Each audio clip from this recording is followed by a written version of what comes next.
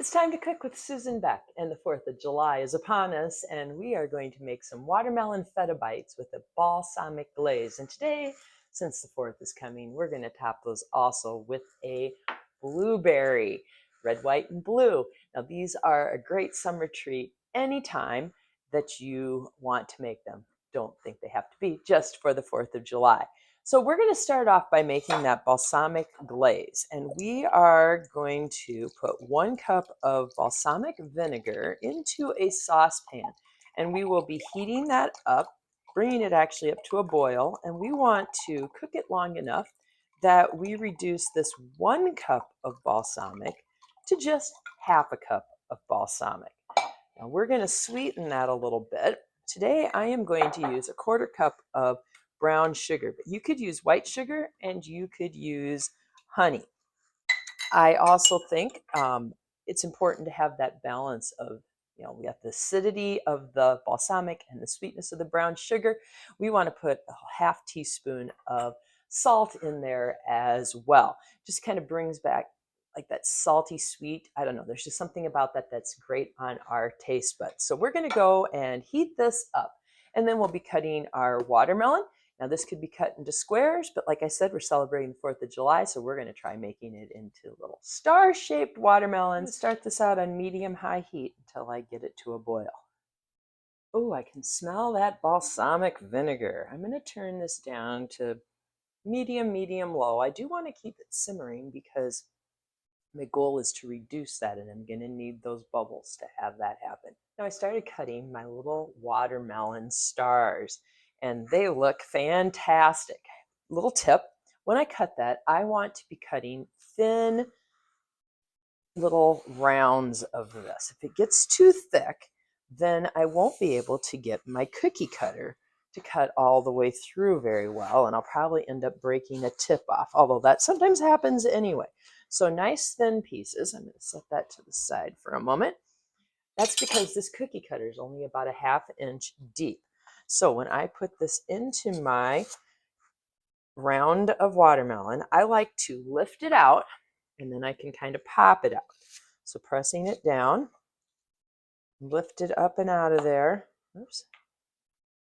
Okay, now I have a little bowl here for all my extra pieces. So when I get my stars cut, oops, that one didn't lift out, I don't want to waste this. So we will just have a little watermelon salad, or we could add just some blueberries and some green grapes to that. Always makes a nice, refreshing 4th of July treat as well, or a summer picnic treat. All right, this one here is a little bit thicker. It's a little challenging to get those cut the way you want, but make sure that goes all the way through. Lift it up and pop it out. So I just take that cookie cutter, press it down into the watermelon, making sure I go all the way through, pop it up and pop it out. It's a little thicker over here, so we'll see if I can get that cookie cutter all the way to the bottom or not. There we go. I think we did it. There's a nice star, and pop it out. So I can make a whole big platter of these if I want, or just make a few for a light summer salad. Okay, those are looking great. As I mentioned, any watermelon I'm not going to use. I'm just going to save that in a bowl for eating, where it's not quite as pretty, but it still is definitely edible, and we don't want that to go to waste. This is about 10 minutes into our boiling process. We want to keep an eye on this, maybe even give it a stir with a wooden spoon once in a while, but we want to reduce this. That means we want to make this about half the volume that we started with. We started with 1 cup. We want to get it down to about a 1/2 cup. All right, this has definitely reduced a lot. We're going to turn this off the heat.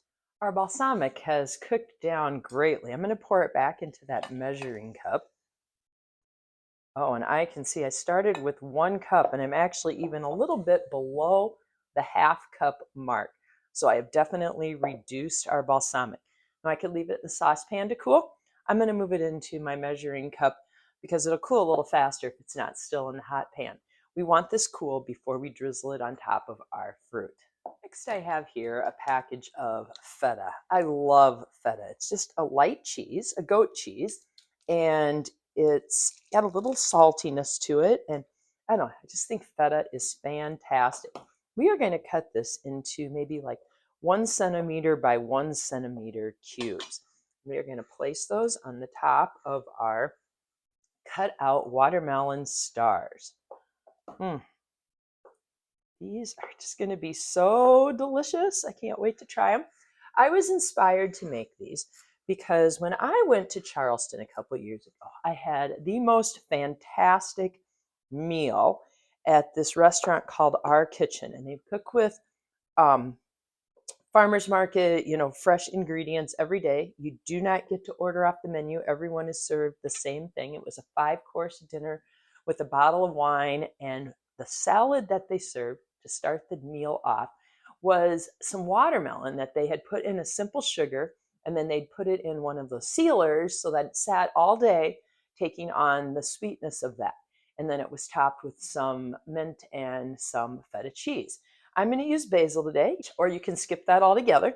You could stop at this point. Like I said, the treat that I had in South Carolina did not have any blueberries on it, but I thought I'd turn it into a red, white, and blue little treat today. So now I'm just taking a toothpick and adding my blueberries. My story about the trip to Charleston. I found like I was really struggling with the simple sugar. I was ending up with way too sweet of a syrup on my watermelon. And I just think this is really kind of a quicker way to kind of reinvent that same meal without having quite as much sugar involved. Like I said, there's a little in this glaze, but that's about it. All right, so we have these made, and we are going to, this is way thicker than it was before. As it cools, it thickens, and that reducing thickens it as well. So we are going to put a little glaze.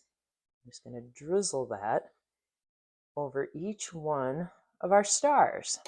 So I'm just using a spoon to give them that little drizzle and to make them pretty, but more than anything, it's going to be the flavor that's added that we most enjoy about this balsamic glaze. To that, I'm going to just tuck in a basil leaf. It just kind of makes it pretty. Again, that's completely optional. You do not have to add mint or basil, but I have some growing in my garden. Aren't those just beautiful? Use any of the balsamic glaze that you don't use on your fruit today can be stored in a sealed container. I happen to have a measuring cup with a nice little rubber top that will be just perfect. This balsamic is great drizzled on some French bread. It's great on meat, chicken, or pork would be my recommendation. Make some more fruit things and try it out, but it's just fantastic, and it does last for 2 weeks in your refrigerator. All right.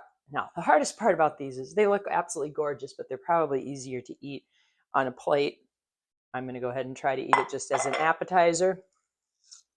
That's a good watermelon we have today. I'm going to pull that toothpick out.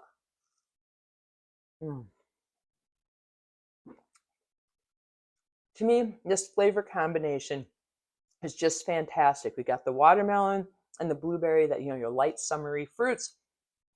The sweetness of that balsamic brown sugar glaze is great. And then that saltiness of the feta, a little piece of basil just adds a nice touch. These are just a fantastic treat. Try them for your family get together this summer.